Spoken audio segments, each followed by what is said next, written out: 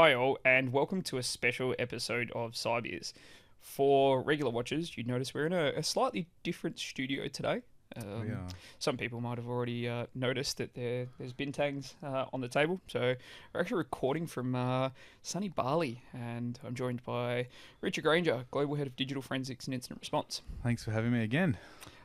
Look, probably pretty obvious what we're going to be talking about today, and that's the global outage that was caused by CrowdStrike Friday Yes. last week. Now, before we jump into that, there's a lot of people who haven't had bintang before. So, Rich, as a non-beer drinker, normally you are having a gin during side beers, but today we've got you on the beers. Yeah, I think it's kind of like when in Rome, right? When in Rome. When in Bali, the beers are going they're going down all right. They're going down with okay. the hot weather. So and yeah, gin's a little bit harder to get around here. So Oh, it's almost impossible, hasn't it, mate? so yeah, just on the bintangs. Look, and we're up here because we had our ELT offsite last week, and everyone else headed home on on Friday.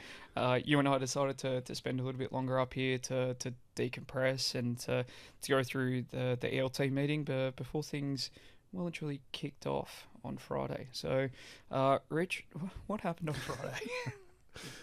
Well, essentially what happened on Friday is afternoon time, Australian Eastern, there were reports of mass blue screens of death. When I had 3 phone calls within about a 30-second period, and then one of the engineers called as well, I went, oh, Yeah, something's happening. yeah, yeah. And it sort of all ended up being related to or being tracked down to a driver file as part of CrowdStrike, which essentially we're still sort of waiting for a full breakdown from CrowdStrike as to what exactly caused it. But essentially just caused Windows machines that received an update to basically crash and get stuck into a boot loop, so you weren't able to get back in and use your computers anymore. Yeah, and we've seen it impacting. Obviously, everyone's seen the media, and they're seeing it happening. And we saw it happen at airports. Reports that it impacted 911 in the US. We weren't impacted with 000 in Australia, fortunately. But there are critical infrastructure that has been impacted. Where we saw it across hospitals and other critical infrastructure and services. So, look, and there's reports this happened due to that faulty driver. As we know about, and people are saying, well, how and why did this happen? What's your opinion around why did this happen? How did this occur? I think, yeah, it's like I don't want to speculate onto what caused it, but it definitely sounds like it was something to do with a essentially not necessarily an update to the sensor itself, but it was a definitions update is what I've been reading, and it's changing all the time is what's happening. That's why I'm really keen for what CrowdStrike come back with. So there's a lot of speculation. Right? Yeah, we a were lot of just talking speculation about this, and there's a lot of people kind of almost making things up because it fits with what they're suggesting. And we're looking at it and saying, well, we've got to wait for CrowdStrike to come out with this. The main priority when we think it's been 72 hours. Yeah. Right. The main priority is get systems back online. 100%. Yeah. Which is what we've been saying to people, right? There's a lot of decisions that are being made by organisations based on Reddit threads, which we relied on in the first 6 hours before we got information out. That was the source of knowledge. Yeah. But we need to wait, don't we, until Yeah. CrowdStrike comes out and says this is exactly what happened and why. Yeah. There's a lot of comments around how can a multi-billion-dollar publicly traded company like CrowdStrike allow this to happen? It's like I'm sure that they do QA testing and stuff like that before it's released. There's been some commentary around it's not a sensor update, it was a definition update, which if it's a definition update for ransomware binaries, IP addresses that you don't want to see in your environment, those are pretty important things to get updated in your tools as soon as possible. So if it is something like that, you can kind of say, well, it's not really that bad that it got pushed straight away, but we don't know. And this is the main topic from a lot of people. Why do we have auto updates turned on? And unfortunately, there are some CrowdStrike competitors who came out pretty quickly with some let's call it ambulance chasing. Yeah. There's a lot of discussion around that on LinkedIn and other social media platforms. And let's talk about what our opinion of ambulance chasing is. And that is some of the other competitors coming out and saying, well, this wouldn't have happened with us. Yeah, it's not a good look, like kicking them when they're down. I don't approve of that at all. No, look, and I don't. I went out pretty heavy with a post on LinkedIn saying that's not what we're here for. Yeah. Yes, we do need to understand what happened. Yes, we do need to make sure this doesn't happen again. There'll be a lot of questions asked. But these are the things that we need to wait for. Yeah. And we need to wait and see why and how. And if organisations make the choice to then look and go, okay, well, I've lost faith in that product, then yes, there are other products out there in the market that can be leveraged and can be used based on the risk of the organisation. But our recommendation is just to not make rash decisions 72 hours in. Yeah. And we'll wait and see. Remembering this has happened to other providers in the past. Yeah. And on that topic, do you think that the reason why, when this happened in the past, it hasn't been such a big deal? My takeaway from that is how popular is CrowdStrike. Like 29,000 customers. When you got Coles checkouts going down, you got Woolworths checkouts going down. Shell petrol stations. It's like airports. It's a popular tool. Yeah, very popular. And look, what did we read this morning? 8.5 million Windows endpoints around the world. Yeah. And we're not saying that it was something that shouldn't have happened. Like this, absolutely 100% definitively should not have happened. Should not have happened. Yeah. we can't make that clearer. There's no reason this should have happened with a company the size of CrowdStrike. But what we don't want to see is we've got people who've pulled 17, 18-hour days across the weekend. Friends of ours that we know that have just, when it all hit, went, well, there goes my weekend. And I think as incident responders, we kind of looked and went, just another Friday. Just another weekend. Right. But those who put the effort in, we can't be thankful enough to them. And there is going to have to be restitution based on this. Yeah. But I think my point is that I can't hammer home enough. We need to wait and see what the outcome is. Yeah. Right. And at least to another point, as an incident responder, auto updates turned on. Right. Is this a good thing? Should we be having those auto updates running and having these tools that we put a lot of faith and trust in to say, yes, you can update when you need? Yeah.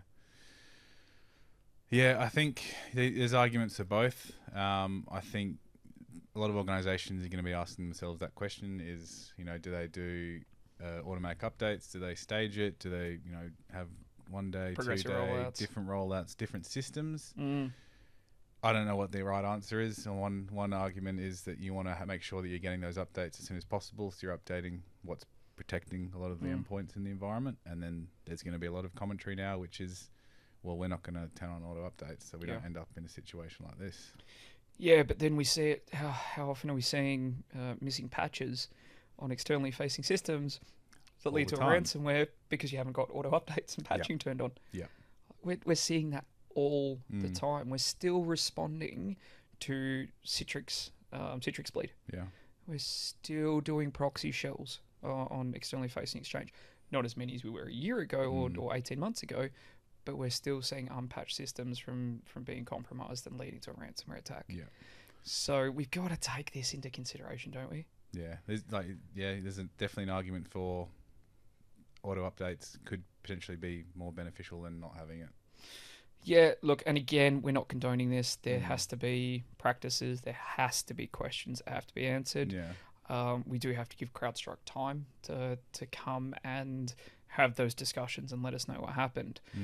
I was talking to someone this morning around this, and it was just coincidental timing that there was a federal ruling in the US on Thursday around the SolarWinds issue. And it was that because they're publicly traded, they need to do documentation of what happened. But the federal ruling was they don't need to go into as much detail as once would have thought. So I'm hoping that CrowdStrike do come out because of 29,000 customers, because of 8.5 million systems impacted, critical infrastructure, everything we've talked about, and go into as much detail as possible. Yeah. And give us confidence to say, okay, we still trust this tool, which 100%, again, I can't stress, shouldn't have happened. And I'm not trying to find excuses, but we've seen it protect against many ransomwares in the past. Yeah. So there's a dual-edged sword there, isn't there? Yeah. And if customers do want to move, there are other options. And as Triskel Labs, we help them and support them in that. What about the discussion around when the update was rolled? And it was unfortunate for Australia that it was in the middle of our afternoon. Yeah. But that was nighttime US, wasn't it? Yeah. Yeah. So they've pushed that release and that update. Maybe it's looking at where the market share is, and I'm imagining a lot of it's going to be, US, Europe perhaps, and maybe Australia is a smaller consumer of it, so they're just like, well, we'll just update it here, and I don't know. Yeah, look, and I think following this, we'll put together a series of recommendations, and we'll get that out.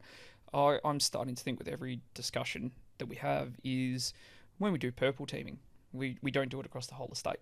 We've got a specific subset that we use to do testing against. Back in the day, we'd do patching of the same manner. Do we then go and have, for instance, auto updates of all of our tools turned on in that small segregated environment, and then we go back to that testing process and look and say, okay, we're going to test before we roll it out? What's your thoughts on that? Yeah, I think like that is a good approach, is having some kind of pre-production testing environment where you can push these things out and then make sure it's stable before you're able to then roll it out to production. But again, it's kind of like, would you prefer that your security tooling is up to date with everything 100% of the time, getting everything coming through as it is released to the wider customer set? Or do you want to be a couple of days behind where, potentially something will get missed? Look, and it's tough. We have the discussion around vulnerability management all the time. We say just because the tool says it's critical doesn't mean it's a critical.